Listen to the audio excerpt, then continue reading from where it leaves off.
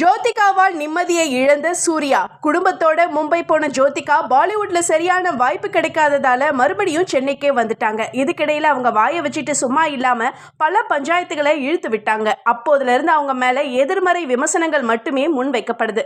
இந்த நிலையில மறுபடியும் ஒரு சர்ச்சையை கிளப்பி இருக்கிறாங்க. லேட்டஸ்டா சூர்யாவுடைய கருப்பு பட போஸ்டர் ரிலீஸ் ஆகி ரசிகர்கள் மத்தியில குட் வைப்ஸை கிரியேட் பண்ணுச்சு.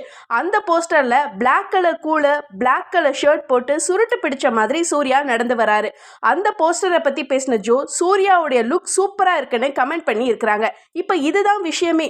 நடிகர்கள் சிகரெட் பிடிக்கிறது, மது குடிக்கிறது தப்புன்னு சொன்ன அதே ஜோ இப்ப சூர்யா சுருட்டு பிடிக்கிறத என்கரேஜ் பண்றாங்களான்னு கேள்வி எழுப்புறாங்க ரசிகர்கள். ரூல்ஸ் மற்ற நடிகர்களுக்கு தான், தன்னுடைய கணவர் என்ன பண்ணாலும் பரவாயில்லன்னு இரட்டை நாக்கோட பேசுறாங்க ஜோன்னு ரசிகர்கள் கோபமா கமெண்ட் பண்றாங்க. ஊருக்கு தான் உபதேசம், சொந்த வீட்டுக்கு கிடையாதுன்னு கிண்டல் பண்றாங்க. இப்படியே போனா ஜோதிகாவுக்கு தமிழ்ல எப்படி வாய்ப்பு